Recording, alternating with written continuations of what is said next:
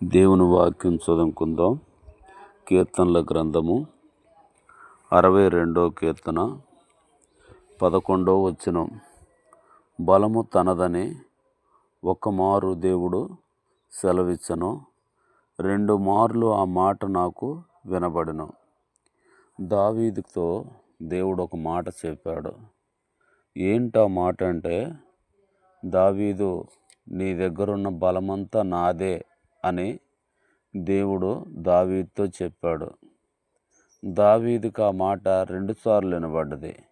దావీదు, నీ దగ్గరున్న బలము నాదే, దావీదు, నీ దగ్గరున్న బలము నాదే అని 2 మార్లు దావీదుకి వినబడుతూ వచ్చింది.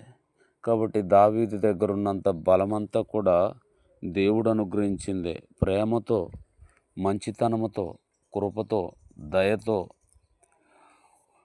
ప్రేమతో దేవుడు దావీదుకు బలమిచ్చాడు. దావీదు అంటాడు,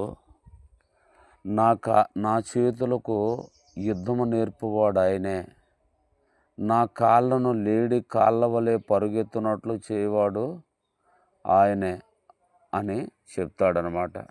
కాబట్టి దావీదుకు దేవుడు ఎంతగానో బలమిస్తూ వచ్చాడు. దావీదుకు బలమిచ్చిన దేవుడే నీకు నాకు బలమిస్తాడు, నీకు నాకు శక్తినిస్తాడు, నీకు మహిమనిస్తాడు, తన ప్రభావమును నీకు చూపిస్తాడు. అందుకే దేవుడు ప్రేమతో ప్రాణం పెట్టి, రక్తం కార్చి, చనిపోయి సమాధి చేయబడి 3వ దినాన తిరిగి లెగిసింది. ఎందుకంటే దావీదుకు కనపరిచిన బలము, దావీదుకు కనపరిచిన శక్తి, దావీదుతో మాట్లాడిన దేవుడు నీతో కూడా మాట్లాడాలని ఇష్టపడుతూ ఉన్నాడు.